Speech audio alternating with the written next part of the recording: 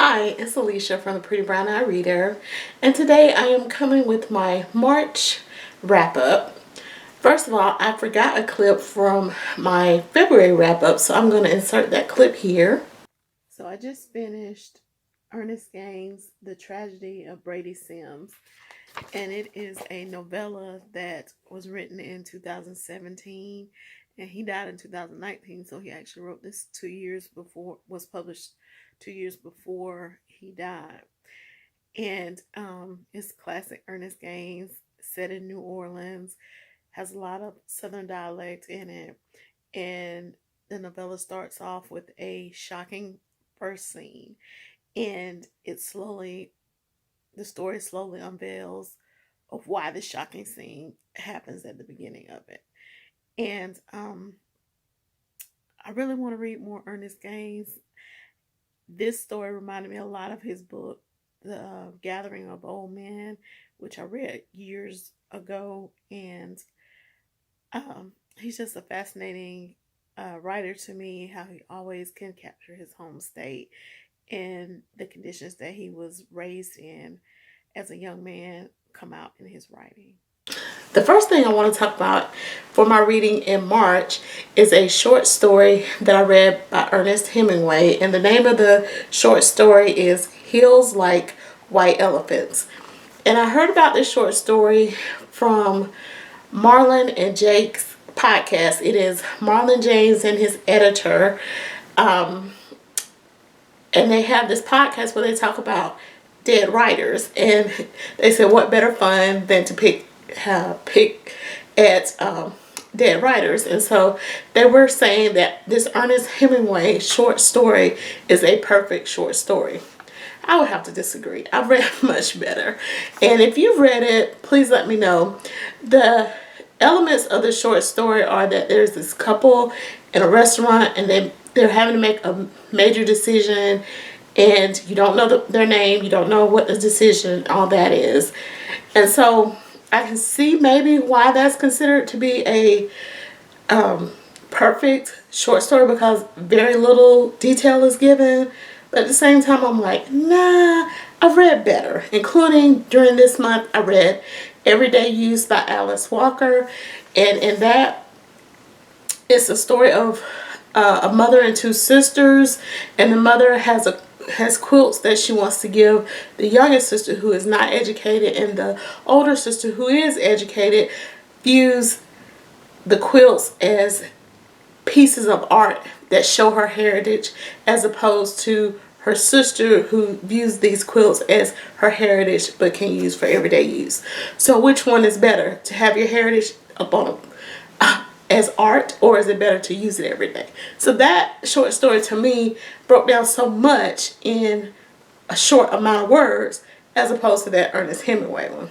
But that's a whole nother debate we can get into about the greatness of short story writers. But those two short stories I want to bring out.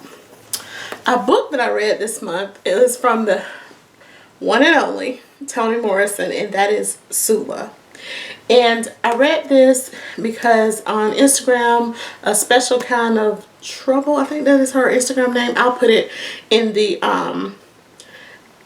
description bar, her Instagram name. Anyway, she did a live discussing Sula, and so I had it, and I just put it off my shelf and read it.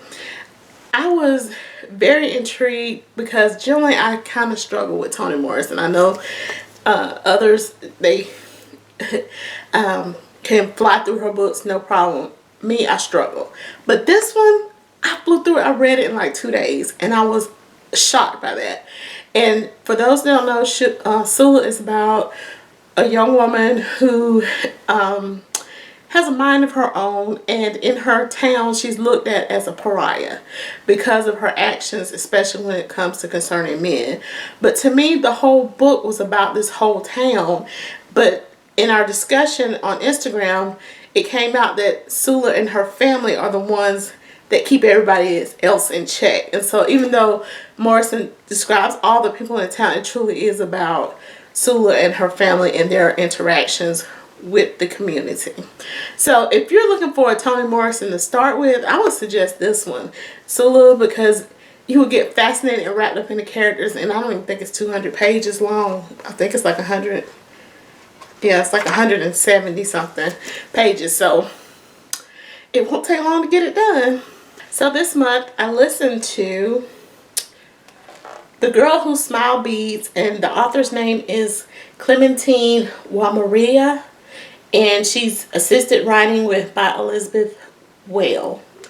And this is the story of it's a nonfiction book, and it's about Clemantine. She is a Rwandan refugee, and it tells her story from the time she was a child growing up in Rwanda to what they call the conflict, and that she wound up going through the refugee camps all over Africa. I think she was in 7 different countries before she came to the U.S. And then we learn about her life after she's in the U.S. and grows up and finishes college. It was very good. It gave me a perspective about being a refugee, because truthfully, I don't think I've ever read anything about being a refugee. I knew that it was the first time I had ever read anything about Rwanda. Sadly to say, the only thing I pretty much know about Rwanda and what happened during the conflict is from the movie Hotel Rwanda.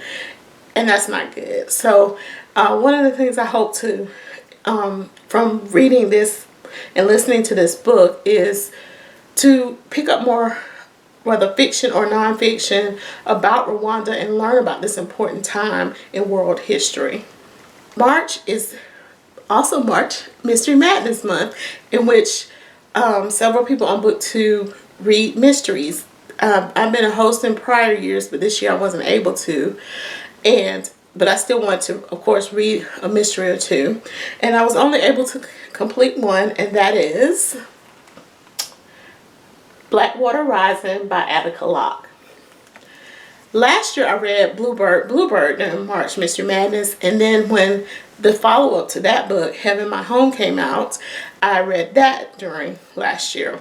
So I wanted to go back and read more Attica Locke, and I believe this is her first novel. I wasn't as pulled in as I was with the Bluebird and Heaven My Home. With this being one of her earlier writings, if it's not the first, it's one of the earlier ones, the writing is not as tight as that series is. And this Blackwater Rising is known as part of a series too. It's called the J. Porter series. And J. Porter is the main character, and he's an attorney. The problem I had with this book was, to me, it really wasn't a mystery. It was him sticking his nose in something that was none of his business. And so I was getting frustrated with the character, and so that fell over into my reading. I was like, why don't you just stop? This ain't got nothing to do with him. And so I was just getting frustrated with him, on top of the fact that Miss Locke, she put a lot of flashbacks in the story, and sometimes the flashbacks really, to me, didn't help the story. So I will read the next book in that series. I think it's called Pleasantville, and see if I like Jay a little bit better in that story. I think that's about all that I've read in March. If there's anything else, I'll add it to the end of this clip. But if not, thanks for watching and have a great day.